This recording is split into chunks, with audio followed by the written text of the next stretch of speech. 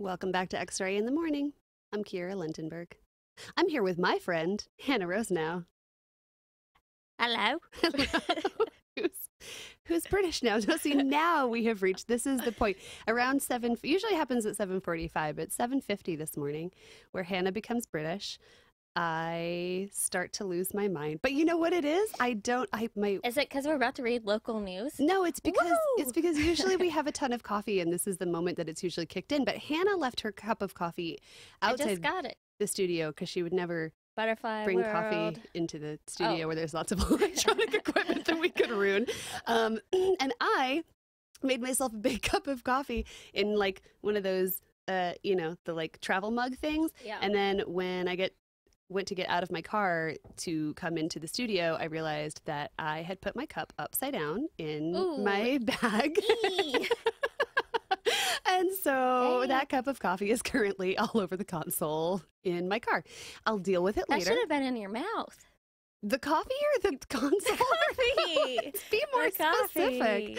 coffee. Yeah, it should have. So, my apologies Then if we're mistakes not like that wouldn't have happened. as loopy as possible. Anyway, so some local news. Income disparity hurts East Multnomah County funding.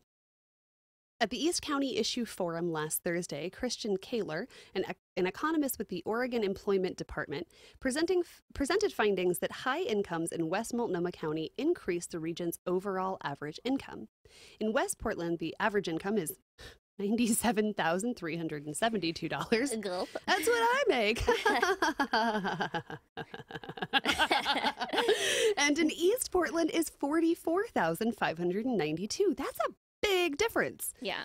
Kaler argued that this wage gap is making it more difficult for organizations in East Multnomah County to secure much-needed financial aid.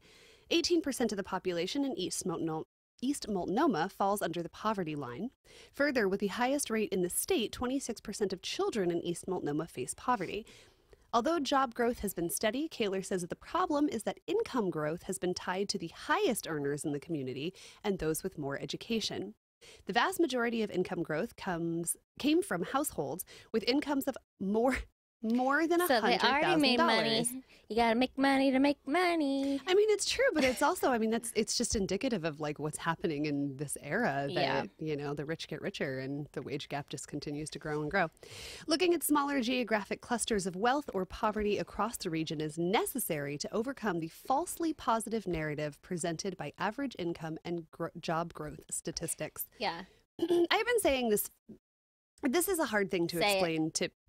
I have been, Hannah. No, I think this is a hard thing to explain to people who aren't, who haven't lived here for a while. But the cost of living in Portland has gone up so much, and the wages have not. I mean, I know that like we're making increments, and I understand that like it's not going to happen immediately. But man, like just. There's such a drag. There's such a lag, I guess. I mean, I'm just thinking about the renters protection that was just passed. Yeah. In Oregon, and it like caps being able to increase your rent by like 7% or so. Right. Which, when that actually goes into effect in a couple of years, that's about 10%. But your wages are not going up 10% each year. No. Like cost of living is like a 2%. Maybe if people get that, right, which is not so. Every year you get lower. I mean, I feel like Oregon's fairly good about raising the minimum wage. I mean, long-time listeners will know. Like, I grew up in Arizona, and man, you had to like fight tooth and nail to get any kind of minimum wage increase in Arizona. Like, we would go several years without that happening. And so I think Oregon's fairly good about that. But again, that's keeping up with the cost of living and not the huge. I mean, it's not a increase livable wage. Yeah, no, definitely like even $15.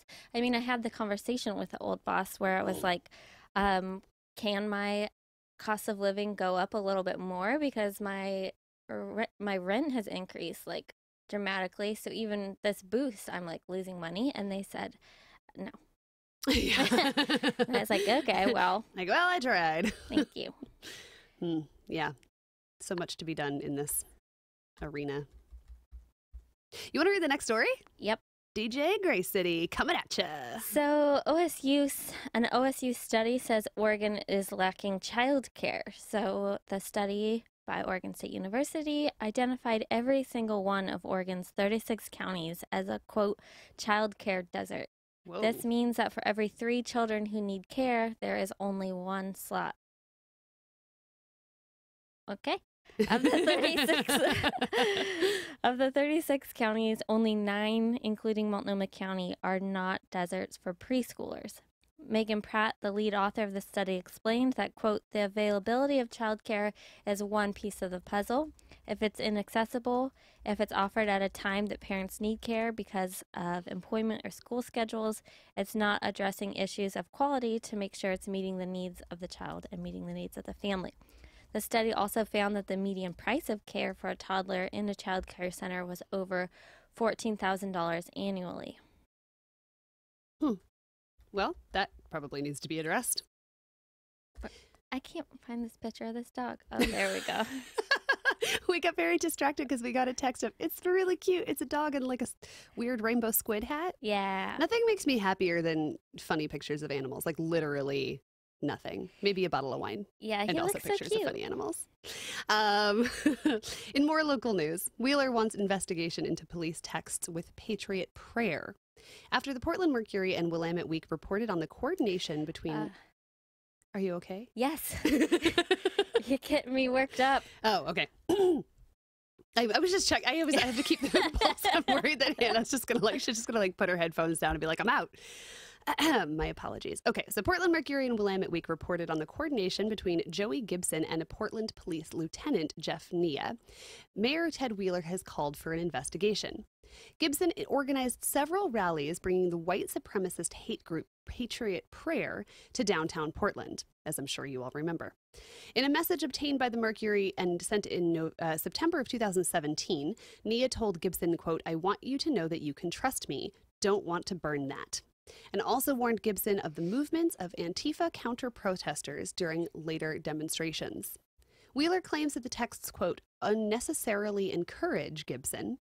The Portland Police Bureau has been accused by activists on the left of being overtly supportive of right-wing protesters.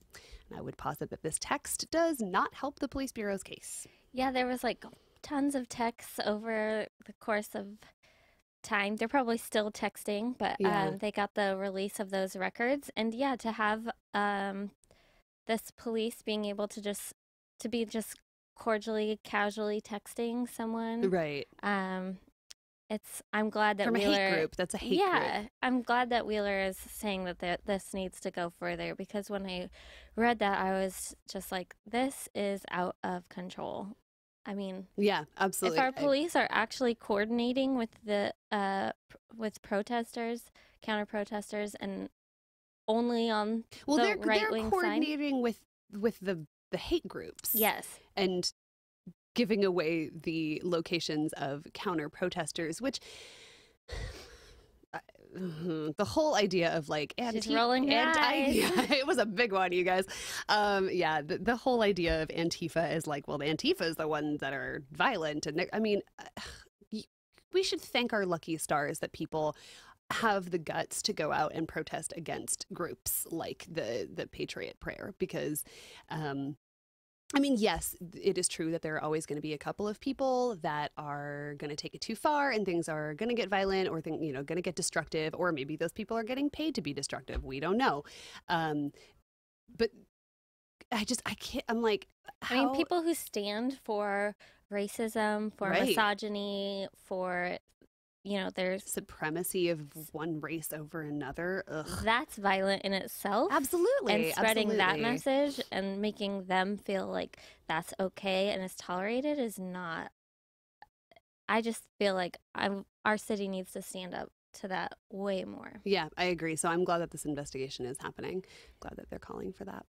And I do just want to say thank you to whoever texted in that picture. Is that it? Yeah, if people, we got a picture of a dog. It wasn't about the news, but they were listening because I did ask for that. You did ask, and we just want to thank you. Gonna read the next story? Yeah. Don't let me our keep last singing. story, I like it. Our last story says some metro area agencies will stay in the JTTF despite Portland's withdrawal. So Portland City Council decided on Wednesday to remove the city's police bureau from the FBI-led Joint Terrorism Task Force. In Wednesday's vote, Commissioners Joanne Hardesty, Chloe Daly, and Amanda Fritz spoke out against the JTTF and its connections with current presidential administration. However, other metro area law enforcement agencies involved in JTTF do not share their mistrust. Washington County, Clackamas County, the Port of Portland, and Oregon State Police all have employees still connected with the Joint Terrorism Task Force. Washington County Sheriff Pat Garrett said, quote, "Working alongside our federal law enforcement partners is imperative to strengthening our ability to ensure the safety and well-being of our community." Interesting. So even if all of Portland Metro has decided that we're not going to cooperate with the Joint Terrorism Task Force, all it takes are those couple of people, right? I mean, all it took in the police bureau was that one person texting the Patriot Prayer guys. So Washington saying, County, Clackamas County, and Oregon State Police. I heard something about the Port of Portland where it's like one person and it's nothing about ICE. So what is it? Then what is it?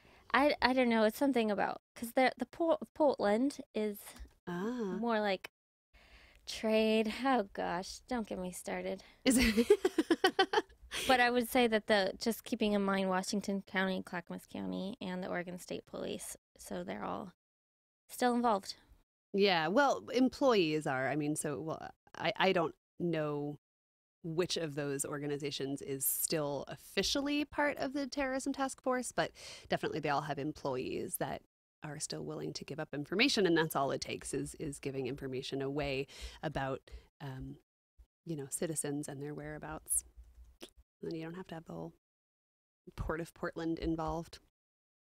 We don't have a wild card. I'm so sad. You want to make up a wild card? I was trying to look up cute animal stories. Just in. There's cute animals all over the world. And they're getting stronger. The energy of the cute animals is getting stronger every day. The only thing we skipped we kind of hit the highlights about the Attorney General moving forward. And the only thing that I was going to bring up during that section is Janet Reno. Oh, what about Janet Reno? Just remember her? Yeah. Okay. Yeah, I do. There's not many attorney generals that stick out in my mind, but Janet Reno, she's in there. Yeah. Although it's funny when I think about Janet Reno, I think is like SNL skits about, you know what I mean? It's like sometimes I have such a hard time watching the news. Like I get so angry and I want to throw things at my TV. So I end up watching like comedic commentary about the news. Yeah. And so a lot of times like when I picture Trump, what I actually picture is Alec Baldwin pretending to be Trump. And when I picture Janet Reno, I picture like, I don't know, whatever actress that was sort of pretending to be Janet Reno. Who was it? Oh, actually, no, I think it's Will Ferrell. Yeah, I was like, I'm pretty sure actress Will Ferrell. Will Ferrell did such a good job in that role. But Janet Reno really got it. She was the first woman attorney general. And yeah. She lasted quite a while, and that's all. And that is all. Well, should we be done? Yes. Let's quickly remind folks that that was News with Friends, brought to you by Morel Inc. You can find out more at morelinc.biz. X-Ray in the Mornings, also supported by our presenting sponsor, Tom Dwyer Automotive. Find out more at tomdwyer.com. And you are listening to X-Ray FM at KXRY Portland and KQAC HD3 Portland, 107.1 and 91.1 FM, streaming online everywhere at xray.fm. And now for a new episode of X-Ray in the Morning's personal finance show, Oh My Dollar, with host Lillian Carabake and producer Will Romy, two of my favorite people. Then it's Kickstand Comedy with Dylan Reef, Michael Zimmer, and Amy Conway joining us in the studio with their special guest of the week. Finally, we'll end with a rebroadcast of last week's episode of Minority Retort with host Jason Lamb. This has been News with X-Ray. X-Ray in the morning with DJ Sunshine and DJ Gray City coming at you through the airwaves. Stick around. We got so much more for you coming up this morning. This is X-Ray, where radio is yours.